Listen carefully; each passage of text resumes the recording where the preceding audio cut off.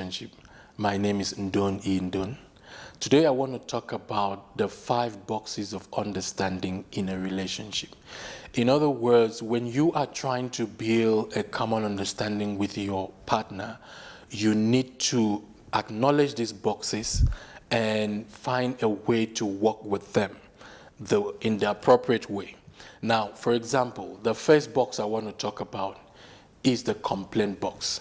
And I want to use the word lover to explain how these boxes are meant to be used and how to relate with these boxes. You see, in every relationship, there will be complaints. Somebody is going to make a complaint, somebody is going to complain about something. It's more like what the person doesn't like. It's more like any organization, people have their complaint. Now, complaint doesn't mean that the person doesn't like the relationship or the person is not happy with the relationship. People can be unhappy over issues, certain things. And I would like you to understand and learn how to address those aspects separately. Don't make it like, oh, this person is not happy in this relationship, this person is not. No, if somebody says, I'm not happy that you're always coming home late, I feel unhappy about this, try and address that part.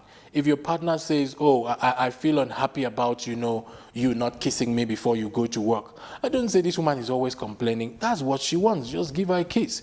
You're not doing this for me. You're not, whatever complaint it is, it will come. Now, when it comes, I want you to remember the first letter, L. L means leverage on the complaint in your relationship. Leverage to give wisdom. Leverage to learn wisdom from the complaint in your relationship. So, complaint can help you know how your partner wants to be loved. Complaint can help you understand how your partner wants things to be. And if you're the one complaining, try to complain in a way that your partner can help you. Don't complain as if the person has done nothing good. Because a lot of time when people want to say one thing that is not going well, they generalize the whole thing. Since I came, this marriage has not been working. Everything is upside down and all of that. How do you want your partner to feel? So let's address these things properly. Yes, you have a right to complain over what you're not happy with, but approach that complaint in a way that your partner can understand and respond to it properly. So for you, when your partner brings a complaint, try and leverage on those complaints to get some wisdom on how to do things properly, on how to work out a better relationship. You see, everyone learns as they go. We are all learning, and nobody is above learning. As long as you are still on this planet Earth, there is room to learn. There is room to improve. So we're not perfect. We're still working towards that perfection. So let there be a complaint box. But one thing sure, don't allow the complaint to remain. Look for how to address it. So the complaint box in your relationship should not be full. Nothing should be there. Pick it up, address it as soon as possible. It should always be empty. So the complaint box is one of the boxes that I'm talking about today. Learn to leverage on that complaint. Now, the second box that I want to talk about is the help box. The help box. Now, you see, when it comes to help is one thing that we need in our relationship. So you must learn to help your partner. Now, the O there, the second letter for the word lover, O, it simply means offer help when needed. Offer help when needed. So you must be always ready to offer help. I've found some people that always try to find a way to make their partner go crazy or mad. You see, they can help, but they want to help in their own time. They want to help when they feel like, no, I'll do it when the person does. Now, your partner needs that thing for something. So that is one issue that, you need to address. Offer help when needed. When your partner comes, I want you to imagine that in your home you have these 5 boxes. A person comes, writes something and put in one box. That's the complaint box. You address it. The help box, you address it. Don't let anything be there that your partner is seeking for help that you are not addressing, especially when you have the capability to do it. If you can't do it now, fix a convenient time for your partner. Fix a time, fix a day, and make sure you try to address it. Help is one of the things that make us feel loved. If you're in a relationship and you are not being helped in any way, you are alone, you're struggling alone, it's more likely as if you're alone. I mean, you're not feeling the impact of your partner. So the help box is also a box that must be empty. I mean, whatever help that your partner requires, learn to offer that help. It is important. In fact, I always like to say this to people. You see, the value you bring in your relationship, what you bring into your relationship determines your value. So what you contribute in your relationship speaks of your value. So learn to add value to your relationship. Don't just, be there and then your presence is not felt. Nobody, is impacted by your presence or your being part of the relationship. Be a solution in your relationship, not a problem. So that is the second box of understanding. When you help your partner will have understanding. That helps to give a common understanding in your relationship. When you also address the complaints of your partner, it also helps to build a common understanding in your relationship. Now, the third box is what I will call suggestion box. And that comes with the letter V, which is, I will say, value suggestions from your partner. Remember, I'm using the word lover to explain these 5 boxes. So for you to be a good lover, you must know how to relate with these 5 boxes. Value the suggestions of your partner. Now, you see, a lot of times some people just believe that they are wiser than their partner, they are better than their partner. Whatever I say, I went to school, I did this, I studied that. My friend, listen, God gave you a partner. God gave you a helper. Listen to your partner. It doesn't matter how wise you are. I've spoken to some men which have confirmed this in a way that they tried to do a business transaction and their wife gave a different opinion or how they felt about it, and they did not listen, and that business failed in different situations. Because you see, 2 heads are better than 1. You need to understand that there are some things you cannot see. No matter how you look, no matter how wise you are, there are perspectives you cannot see. And sometimes God can show your partner that perspective. And sometimes that's what your partner is there for, to watch your back. You can't see your back. Your partner can see your back. So learn to value the suggestions from your partner. Now, even if that suggestion is not what you expect, is not wise enough, don't talk down your partner. Because one day your partner will give you a suggestion that is needed. But you see, when somebody tries to share a suggestion and you talk it down, you're talking nonsense. You're talking rubbish. We just, water down the thing. Now, your partner's self-esteem is being affected. Your partner cannot share next time freely. Now, the person may even see the next thing coming and will keep quiet because nobody wants to be insulted when he or she shares something. So, another box that you need to work on is the suggestion box. Value suggestions from your partner and even learn to ask for those suggestions. If you want to be wise, please don't try to do things alone. In many things you want to do, speak to your partner. What do you think about this? I'm thinking about this. What do you think? I am telling you, you're going to come out better on the other side than going head on alone, thinking that you have it all covered. No. Your partner is there to help you. Learn to value suggestions from your partner. So that is the third box, which I call the suggestion box. Now, the fourth box, I call it the mistake box. Now, this is one box too that you need to learn to accommodate.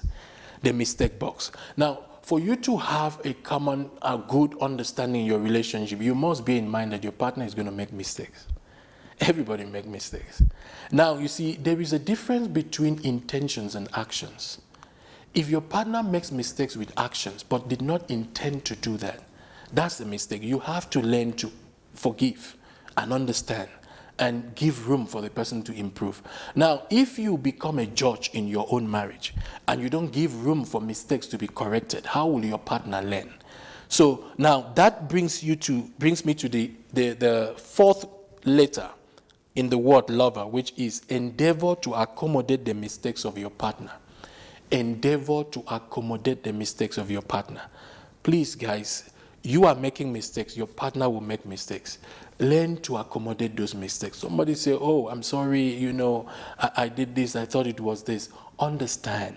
Yes, sometimes you may lose something, but, always see this picture that, whatever you lose today, it's saving you from a bigger loss in future.